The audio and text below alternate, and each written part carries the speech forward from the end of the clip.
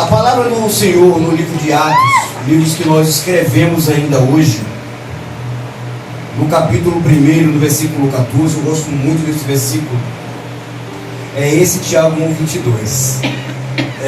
Diz o seguinte: todos estes perseveraram unanimemente em oração e súplicas com as mulheres e Maria, mãe de Jesus, e com os seus irmãos.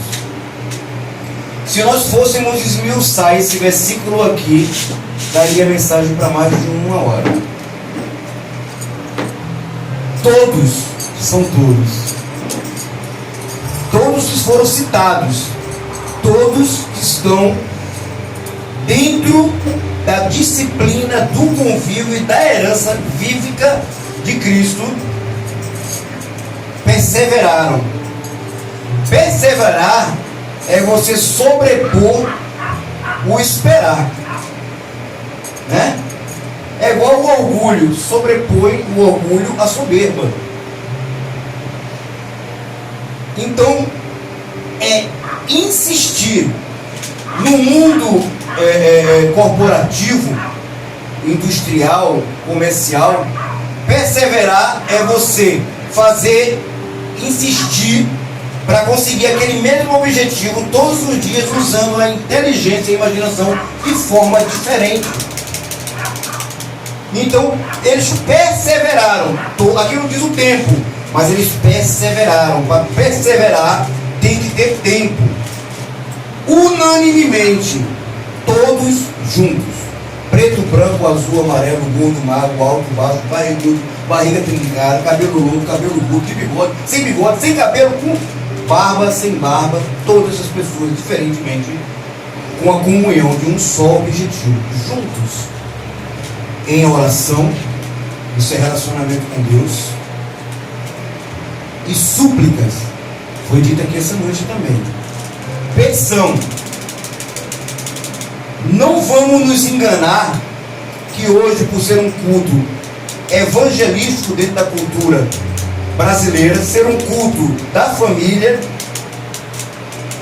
e o fato de nós virmos à igreja, cultuarmos, oferecermos um culto racional a Deus, pensado com as nossas faculdades, não vamos nos enganar que dificilmente nós viemos à igreja, mesmo que nós ofereçamos esse culto, que nós não tenhamos uma ou algumas coisas para pedirmos a Deus.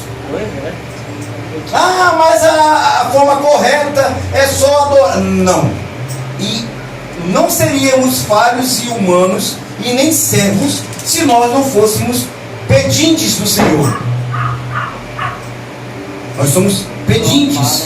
Nós não somos mendigos. Um filho pede ao pai, ele não mendiga, ele pede o que lhe é de direito, e o pai decide se é naquele momento, se é naquela proporção, daquela forma ou não. Mas o pai, ele vai ceder de acordo com a sua soberana vontade. Glória a Deus.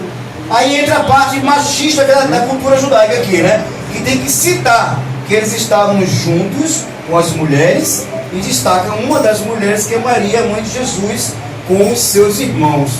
Eu acredito que tem uma importância aqui, quando Paulo instruiu Lucas a escrever, a importância de destacar que a família de Cristo, humana, terrena, também estava no mesmo propósito.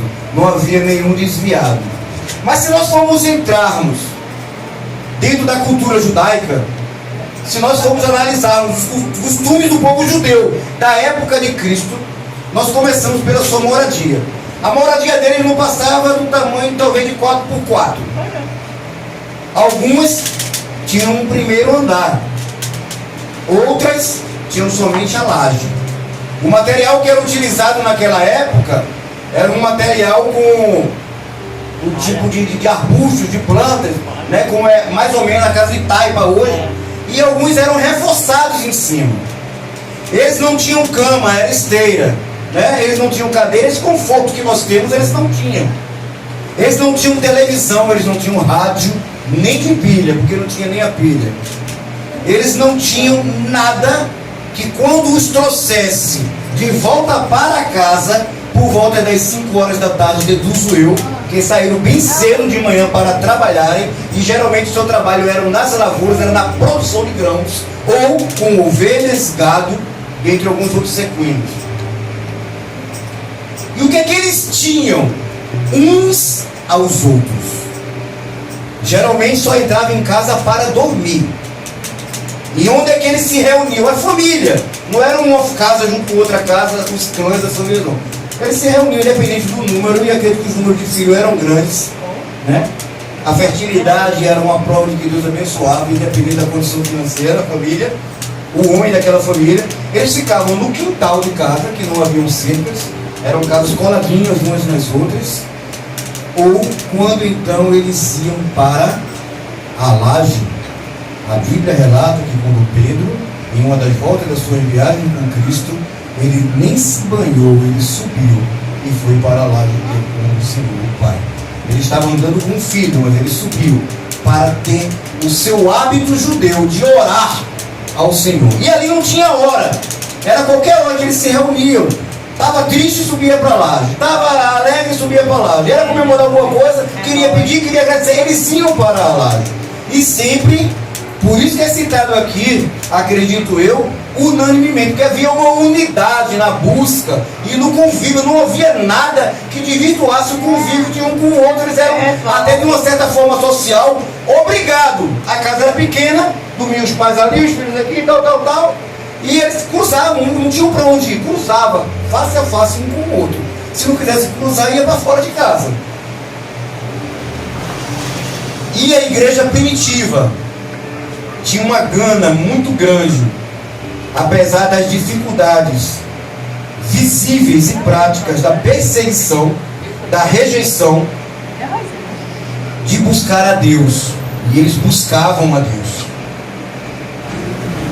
No início, todo mundo, aqui tem vários casais, até quem não está como casal, já foi casal um dia e poderá voltar a ser novamente. Aqui tem pessoas que já foram casal de outro casal, e Deus proporcionou mais um novo casal para vir essa pessoa, mas um relacionamento. E quando a gente, vou falar da parte dos homens, tá, pastor? Quando a gente quer cortejar, conseguir aquela moça, na adolescência principalmente, é aquele furo. Eu já atravessei cidade de madrugada de moto para encontrar a pessoa. Eu não vi, não, vou e fui.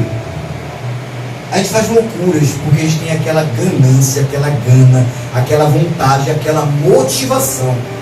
E a igreja primitiva tinha uma motivação tal, ao ponto de dar de cara com um leão e morrer por essa motivação do relacionamento para com Deus. Para finalizar, e é onde eu quero chegar, tratamos muito hoje sobre a questão do fim dos tempos.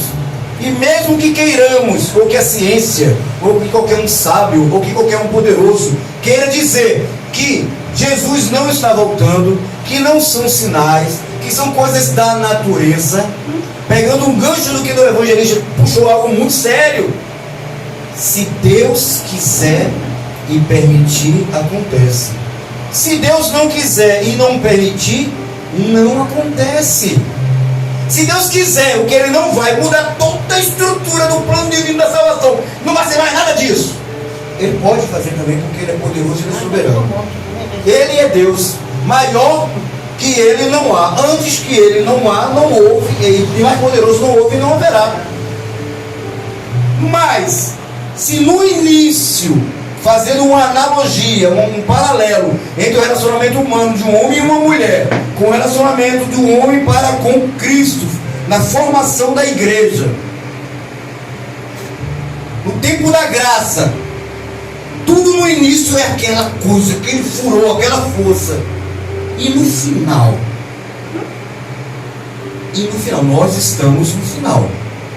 Cadê aquela força, aquela gana, aquele furor?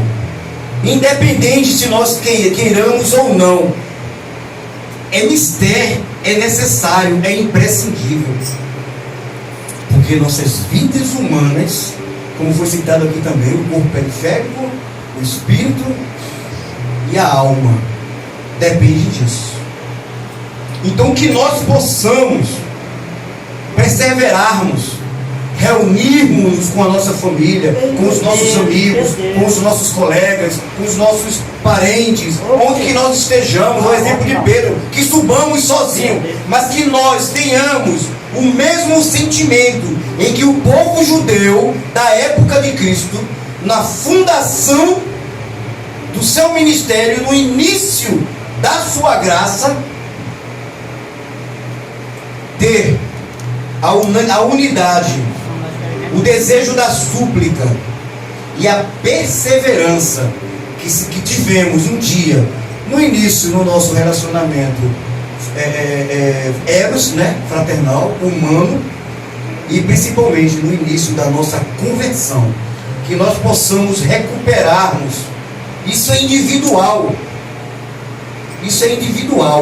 cada um recuperando, cada centelha, cada brasa se autoaquecendo, não vai poder encostar uma na outra, que é uma bomba atômica que se torna. E eu acredito que o céu, ele espera por isso aqui na terra, que a gente seja julgado como era no tempo de um século atrás, no tempo dos nossos avós, bisavós, no tempo das explosões da Igreja Assembleia de Deus, seja no Brasil, seja na época da Rua Azusa, seja na época de John Wesley, David Gilmour, Smith e Wigglesworth, seja na época de quem for, que haja realmente esse novo e individual reavivamento, para que nós entendamos que é necessário termos a mesma força do início que perdemos no durante, no final, para a glória de Deus. Todos nós somos carentes e de uma certa forma obrigados a isso, para a glória de Deus. Que Deus ele continue nos abençoando rica, abundante e poderosamente. O Eterno, gente, ele está no comando. Ele sempre está.